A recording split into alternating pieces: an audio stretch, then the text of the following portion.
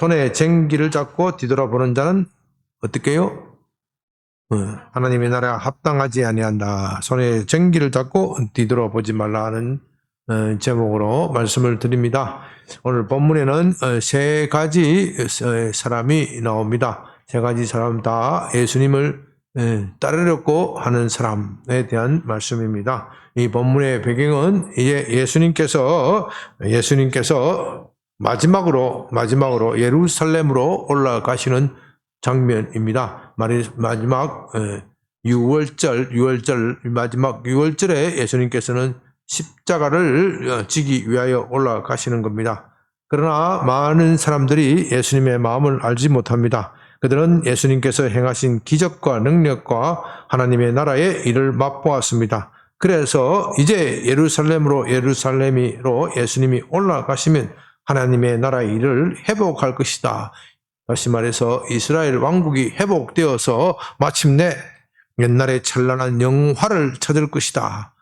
그런 기대를 가지고 있었습니다. 그래서 예수님이 올라가는 길에 많은 무리들이 함께 예수님과 올라가는 겁니다. 그 올라가는 무리 중에 세 무리의 사람에 대하여 예수님께서 말씀하십니다. 먼저 첫째 사람이 말합니다. 나는 어디로 가든지 예수님을 따라가겠습니다. 나는 예수님을 위하여 죽을 각오가 되어 있습니다. 얼마나 당당한 각오입니까? 그러나 참으로 실망스럽게 예수님은 이 사람에 대하여 이렇게 말합니다. 여우도 굴이 있고 공중에 새도 집이 있으니 인자는 머리 둘 곳이 없도다. 여우도 굴이 있고 공중에 새도 집이 있지만은 인자는 머리 둘 곳이 없도다. 예수님을 따르라는 말입니까? 따르지 말라는 말입니까? 예수님을 따르라는 말입니까? 따르지 말라는 말입니까? 예? 따르라. 그런데도 따르겠느냐? 예. 내가 가는 길은 네가 생각하는 만큼 꽃길이 아니다. 그 길은 꽃길이 아니라 고난의 길이다. 여우도 굴이 있고 공중에 새도 집이 있지만 인자는 머리 둘 곳이 없도다. 이런 고난의 길을 가려는데 너는 나를 따르겠느냐? 한마디로 그 사람은 이제 예수님이 예루살렘을 올라가면 이스라엘 나라를 회복하실 것이고 예수님이 그 나라의 왕으로 취임하실 것이다. 취임하게 되면은 좀 고생은 하겠지만 어떻게 해요? 그 나라의 혁명의 주역이 되어서 예수님과 함께 영화를 나눌 것이다. 그런 기대를 가지고 하는 말씀이지요. 이런 식의 기대는 예수님의 제자들도 가지고 있었습니다. 그래서 예수님의 제자들이 지금 예수님께서 올라가시는 길에 누가 큰지 서로 다투고 있었습니다. 46절에 보면 제자 중 누가 크냐 하는 변론이 일어나 예수께서 그 마음에 변론한 것을 아시고 어린 아이 하나를 데려다가 자기 곁에 세우시고 예수님의 제자들조차도 12 제자들조차도 이제 예루살렘으로 올라가면은 예수님이 하나님의 왕국을 회복하실 것이고 이스라엘 왕국이 회복될 것이고 예수님이 그 나라의 임금이 될 것이다. 임금이 되기 때문에 우리는 그 나라의 혁명군의 뭐라 그러죠? 1등 공신이 될 것이다. 1등 공신이 되어서 한 자리를 차지하게 될 것이다. 그것을 본 군중 중 하나가 나도 끼워달라 이 소리죠. 나도 1등 공신 할 수 있는 기회를 끼워달라. 그렇기 때문에 예수님은 이 사람의 마음에 찬물을 끼얹는 소리를 하고 있습니다. 내가 가려는 길은 네가 생각하는 그 길과는 다르다. 나의 길은 고난의 길이고 가시밭의 길인데 네가 그래도 나를 따라오겠느냐. 이 말씀은 그래도 나를 따라오지 말라는 것이 아니라 네가 나를 따라오려고 하면 결심을 단단히 해야 한다. 그렇게 하시는 말씀이죠. 또 다른 사람에게는 나를 따르라 그렇게 말씀하십니다. 아마 이 사람도 이 첫째 사람과 같이 온 사람 같아요. 같이 온 사람인데 옆에 사람에게 말을 하는 것을 보니까 어때요? 기가 질려버렸어. 함께 함께 1등 공신이 되려고 하는데 인자가 가는 길은 머리도 둘 것이 없고 여우도 굴이 있고 공중에 새도 집이 있지만 머리 둘 곳이 없는 인자의 길, 네가 그것을 가리켜 하느냐. 이 사람의 그 말에 겁에 질렸기 때문에 예수님은 이 사람에 대해서 격려하시면서 말합니다. 나를 따르라, 나를 따르라, 너는 나를 따르라. 그러나 이 사람은 나로 먼저 아버지 집에 가서 아버지를 장사하게 하소서. 만일 첫 번째 사람의 대답이 없었다면 이 사람은 이런 말을 하지 않고 얼른 따라갈 그런 인물이었습니다.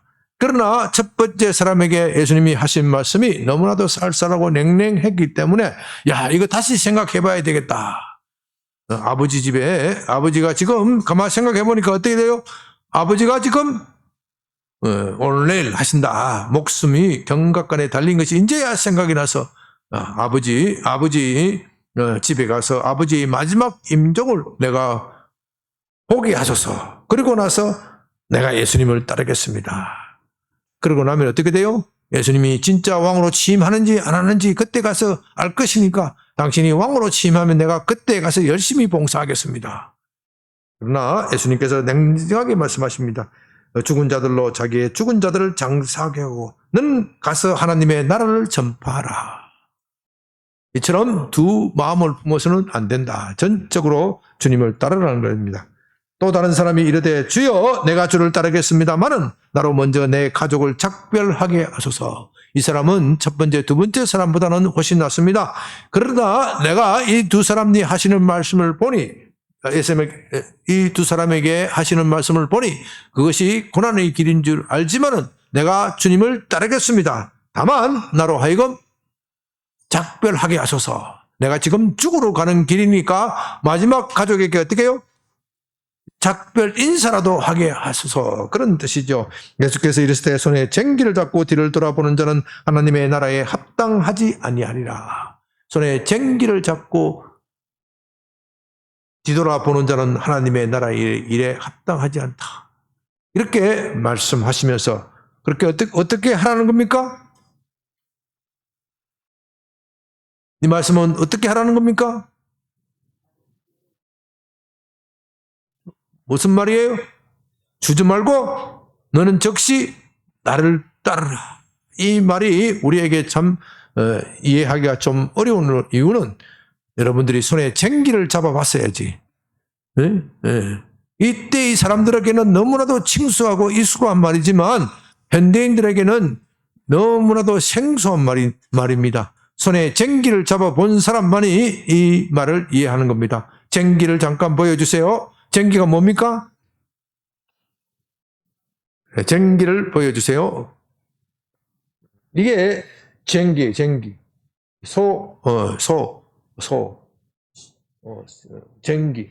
두 번째 그림 보여주세요. 소 두 마리가 끄는 쟁기. 이 소 두 마리가 쟁기는 쟁기. 열왕기 상 19장에 보면요. 열왕기 상 19장에 보면 이 엘리사가 이 쟁기를 끌었어. 엘리사가 소 12결의에 12번째 쟁기를 끌었다 되어 있어요. 그러니까 엘리사가 집안이 부자다 가난한 사람이다? 엄청난 부자예요. 이런 결의를 12마리씩이나 한꺼번에 끌고 가는 게 요즘 말로 하면 트럭다 12대를 데리고 돈을 갈고 있는 거예요. 그런데 이 쟁기를 가려고 하면 힘이 엄청 좋아야 돼. 왜? 이 쟁기를 어떻게 해요? 땅에 확 눌러야 돼. 확 누르지 않으면 땅이 일어나지 않는 겁니다. 땅이 일어나지 않는 거예요. 그 땅을 힘껏 눌러줘야, 온몸을 다해서 눌러줘야 땅이 확 일어나서 땅이 갈리는 겁니다. 여러분, 이 겨울을 지난 논이나 밭은 아주 돌처럼 딱딱하게 굳어져 있습니다. 거기에 무엇을 뿌려봐야 별로 소득이 없어요. 이 땅을 확 헤집어 놓아야 거기에 잡초들이나 풀들 이런 것들이 다 확 헤집어 놓을 때 죽고, 또 이 공기에 숨통이 터져서 공기가 부들부들해져서 그래야 거기에 씨를 뿌리고 작물을 해야 농사가 잘 되는 겁니다. 그렇기 때문에 봄에 이 농부는 이 힘들고 고된 작업이지만 쟁기를 밭에 대고 논이나 밭에 대고 해집어 놓는 겁니다. 그런데요, 이 소라는 놈이 밀은 할 것 같지만 굉장히 영리해요. 이 쟁기를 끄는 것이 농부도 힘들지만 이 소도 굉장히 힘들어요. 굉장히 힘들기 때문에 이 소가 얼른 가버리려고 그래. 얼른 지나가면 어떻게 돼요? 오늘 내일 끝이다 이거예요. 박다 갈았으니까. 그러니까 이 소를 빨리 가지 못하도록 하고 소를 한쪽으로는 땡기고 한쪽으로는 박아야 돼. 땅을 박아야 돼. 이게 얼마나 고된 일입니까? 이 고된 일을 하고 엘리사가 하고 있는데 선지자 엘리야가 뭐라고 합니까? 너는 그 쟁기를 버리를 두고 나를 따르라. 엘리야가 살판이 나서 예? 왜 엘리야가 그 말을 듣자 열왕기하에 보면은 얼른 쟁기를 놓고 이 소를 어떻게 해요? 잡아서 엘리야에게 갖다 바치고 동네 사람들에게 다 먹고 엘리야를 따랐다 그래요. 내가 처음에는 그 말을 이해를 못했는데 이 얼마나 고된 일이에요. 원래 엘리사는 힘이 좋은 사람이에요. 힘이 좋은 사람이라도 이 농사는 너무나도 지겹고 힘든 일이기 때문에 하나님의 선지자 이미 엘리사는 이 그 나라에 엘리야는 이미 하나님 그 이스라엘 온 이스라엘의 최고의 선지자, 요즘 말하면은 우리나라 말하면 최고의 국사예요. 최고의 국사, 최고의 선생, 최고의 선생으로 알려져 있어. 그 최고의 선생이 너는 나를 따르라. 그 메시지가 뭐예요? 엘리야가 아무나 보고 나를 따르라 한 적이 없어. 다시 말해서 엘리야의 직계 제자가 된다 그 뜻이에요. 얼마나 신나는 일입니까? 이 지긋지긋한 농사. 난 처음에는요 엘리야가 믿음이 좋아서 그런 줄 알았어. 믿음이 좋아서 그런 줄 알았어. 그런 게 아니고 이 농사 짓는 사람 입장에서 보면요 빨리 선지학교 오라는 거예요. 당시의 최고의 선지자가 선지학교 오락하니 이건 뭐 집안에 허가를 받을 필요도 없어. 면허장은 이미 난 것이고 엘리야의 말은 왕의 말보다도 더 권위 있고 힘이 있는 그런 시절이란 말입니다. 그러니 얼른 이놈의 지긋지긋한 농사 집어치우고 엘리야 선생 따라가자. 그래서 따라간 거예요. 모르겠어요. 내가 좀 과도하게 해석했는지 모르지만은 아마 그런 마음도 있었을 것이다. 농사는 그만큼 힘들고 괴로운 겁니다. 예수님께서 쟁기를 잡고 뒤돌아보지 말라 하시는 말씀은요. 쟁기를 잡고 뒤돌아보면 누가 제일 좋아해요? 소가 제일 좋아하는 거예요. 얼른 싹 가버려. 얼른 싹 가버리면 땅이 갈아져요? 안 갈아져요? 안 갈아져. 땅이 안 갈아져. 이해가 되십니까? 주님이 쟁기를 잡고 뒤돌아보지 말라는 것은 바로 이런 의미가 있습니다. 네가 지금 부르심을 받았느냐? 그 부르심에 어떻게 해요? 전력을 다하라. 전력을 다하라. 부르심에 전력을 다하라. 네가 하나님 나라를 위한 부르심을 받았느냐? 거기에 내 모든 것을 다 걸어라. 내 모든 것을 다 걸어라. 뜻입니다. 엘리사는 쟁기를 놓고 떠나라 할 때 얼른 다 버렸지 않느냐? 이제 그런 심정으로 너는 쟁기를 다시 잡아라. 이 하나님 나라를 위한 일은 마치 농부가 밭을 가는 것 같은 고된 일이다. 농부가 밭을 가는 것처럼 고된 일이다. 그 얼마나 고된 일이었기에 그 믿음 좋은 엘리사도 그 일을 떠나라 하니 얼른 떠나버렸다. 그와 같이 힘들고 고된 일이다. 이 고된 일에 일이 고되다고 해서 뒤돌아보지 말라. 왜 농부가 밭을 가다가 뒤돌아봅니까? 자기가 밭을 가란 밭을 보는 것이 아니고 그것을 보려고 하는 것이 아니고 아이고 저놈은 언제 갈려고 하나. 언제 아이고 지겨워 언제 저거 다 하려고 하나. 앞에 남은 건 보이기 때문에 뒤돌아볼 필요가 없어요. 앞에 남은 것은 그 뒤돌아보면 또 뭐예요? 갈 밭이 너무 많은 거야. 너무 많기 때문에 아이고 저거 언제 가지 언제 끝내지 하는 순간 손은 어떻게 해요? 앞으로 푹푹 나가버립니다. 푹푹 나가면 밭은 어떻게 돼요? 갈려진 것 같지만 갈려지지 않는 겁니다. 하나님 나라를 위한 일도 그런 겁니다. 오늘 오후에 남으신 분은 어떻게 보면 우리 교회에 참 중추적인 일을 해야 하실 분이에요.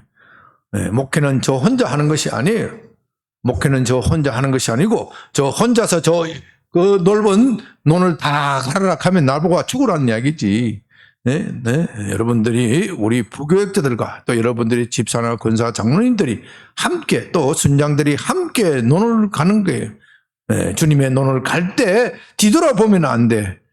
뒤돌아보면은 갈린 것 같지만 갈리지가 않아요. 여러분들이 다락방에 순원들을 돌보는 일, 또 부서에서 일을 하는 일, 적당히 하면 좋은 것 같지만 그 결과는 열매는 없습니다. 열매가 없어요.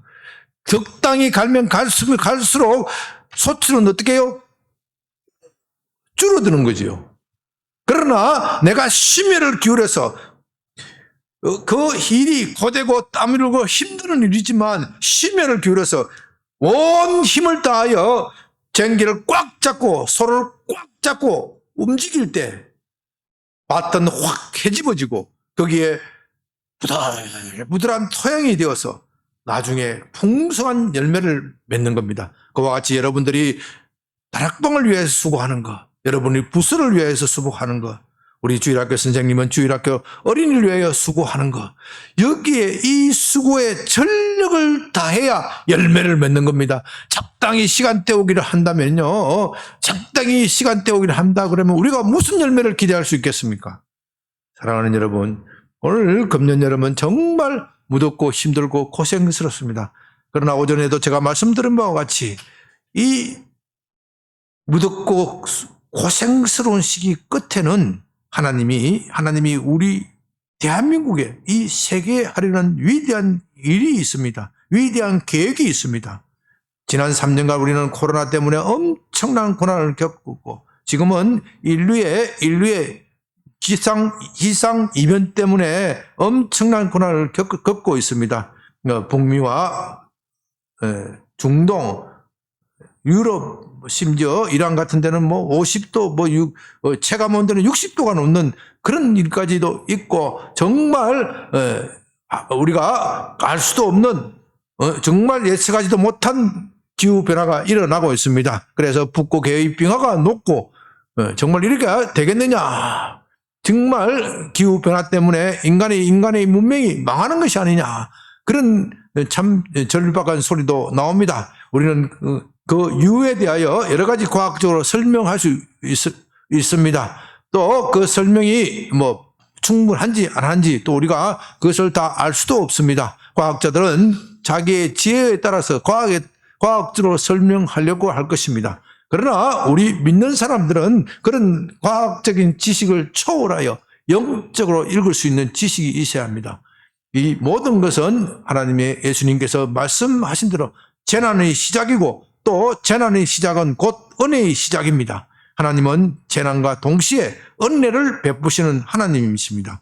사람들이 그 재난으로 고생하고 고통하는 것은 하나님을 찾지 않고 은혜를 사모하지 않고 자기 힘으로 모든 것을 풀어갈 수 있다는 교만한 마음 때문입니다. 엘리야 시대 때 엘리사 시대 때 엘리야 시대 때 3년 6개월 동안 비가 내리지 않았던 것도 아방의 교만함, 이스라엘 지도자들의 교만함, 우리는 하나님 없이도 살 수 있다. 얼마든지 이방 나라들처럼 우상 숭배를 하면서 우리 마음대로 신들을 섬기고 마음대로 해도 나라가 잘 될 것이다 하는 이런 오만에 빠졌습니다. 그러나 하나님께서는 그런 방식으로서는 나라를 다스려서는 안 된다. 그런 방식으로서는 나라가 망한다. 그것을 보여주기 위하여 3년 반 동안 하늘에서 한 방울의 비도 내리지 않게 하셨습니다. 그럴 때 그들은 이제 방법이 없다. 대책이 없다. 엘리야의 하나님을 믿는 수밖에 없다. 엘리야가 모든 이스라엘의 거짓 선지자, 우상 숭배자들을 다 모아서 갈멜산상에서 그들과 대결을 하지 않습니까? 그들이 아무리 그들의 신을 부르고 고함을 치고 외치도 심지어 자기 몸으로 자상을 해도 그들의 신은 대답도 없고 아무런 미동도 없습니다. 아무런 조진도 없습니다. 그러나 엘리야가 무너진 제단을 다 수축하고 거기에 물을 부었을 때, 그가 하나님을 부르짖었을 때 하늘에서 불이 내렸습니다. 하늘에서 불이 내린 사건은요, 구약의 역사에서 그렇게 많지가 않습니다. 하늘에서 불이 내린 것은 이스라엘의 신앙의 회복을 뜻하는 겁니다. 신앙의 회복을 뜻하는 거예요. 하늘에서 불이 내린 것은 모세가 모세는 성막을 성축했을 때, 그리고 솔로몬이 성전을 건축했을 때, 그럴 때 어쩌다가 일어나는 역사적 사건인데 엘리야가 그 무너진 성전을 수축하면서 돌과 흙으로 쌓은 아주 조잡한 것이 하지 않겠습니까? 그러나 하나님께서는 엘리야의 기도를 들으시고 마침내 하늘에서 불이 내리게 하시고, 불이 내리는 것은 곧 그 땅에 은혜가 내릴 징조입니다. 그랬을 때 3년 반 동안 막혔던 하늘이 드디어 열리고 폭포와 같은 비가 쏟아지고 가뭄이 해결되는 놀라운 기적들이 일어났습니다. 우리는 지난 3년 6개월 동안 코로나에 엄청 시달리고, 또 지금도 코로나가 재현된다고 해서 사람들이 엄청난 불안에 떨고, 또 묻지마 살인, 여러 가지 일들로 우리는 마음이 불안합니다. 이 모든 것은 하나님께서 우리에게 은혜를 베푸실 전조로 여겨야 합니다. 그러므로 우리는 이런 세상에 여러 가지 요동과 난리 소리를 들으면서 세계 전범회의에 참석한 영국과 미국이 철수한다는 슬픈 소식을 들으면서 거기에 너무 마음을 두어서는 안 됩니다. 하나님께서 이 땅의 사람들의 교만함을 고치시고 은혜를 베푸시는 그 작업을 하고 계시는구나. 이 땅에 폭염이 내리는 것도, 이 땅에 폭우가 내리는 것도, 이 땅에 살기가 힘든 세상으로 만드는 것도 하나님께서 우리의 마음을 낮추시고 마침내 은혜의 소낙비를 내리려는구나. 그런 기회로 삼아야 합니다. 은혜의 소낙비가 내릴 때는 어떻게 해야 된다고 그랬죠? 소낙비를 담을 그릇을 준비해야 합니다. 그릇을 준비해야 하는데 째째하게 종자기 그릇이나 대고 앉아있으면 어떻게 돼요? 바로 넘칠 뿐만 아니라 그것으로 끝이에요. 또 예전과 같이 돌아가는 겁니다. 이런 사람이 바로 쟁기를 잡고 뒤돌아보는 사람이에요. 하늘에서 은혜가 내릴 때 은혜를 충분히 받기 위해서는 쟁기를 잡고 뒤돌아보아서는 안 되고 거기에 전력을 다하고 전념을 다해야 합니다. 그럴 때 하늘에서 내리는 은혜의 소나기가 마침 소양강댐처럼 거대한 댐처럼 되어서 내 삶 속에 차고 넘치고, 그 삶 속에 내 삶 속에 차고 넘친 은혜가 우리의 가정으로 흘려들고, 우리의 직장으로 흘러들고, 우리의 사회로 흘러들고, 대한민국에 흘러들어서 마침내 가정과 나라와 사회와 국가를 살리는 그런 큰 믿음이 되시기를 주님의 이름으로 부탁드립니다. 우리가 오늘 이 시간 기도할 때, 주여 내가 믿음 조금을 용서하시고 주께서 이제 은혜 주시기 위하여 우리의 삶을 이렇게, 우리의 삶의 조건을 이렇게 메마르게 하시고 우리의 삶에 있어서 평안함을 거두어 가시는데 우리가 기죽지 않게 하여 주시옵소서. 더 은혜를 사모하게 해 주옵소서. 더 큰 은혜를 사모하게 해 주시옵소서. 내게 더 큰 믿음을 주시옵소서. 우리가 문제가 되는 것은 믿음이 없기 때문에 문제가 되는 것이지 은혜가 없기 때문에 아닙니다. 은혜는 반드시 내리게 되어 있습니다. 여러분 다 같이 한번 주여 한번 크게 부르고, 주여 내게 큰 믿음 주시옵소서. 그렇게 기도합니다.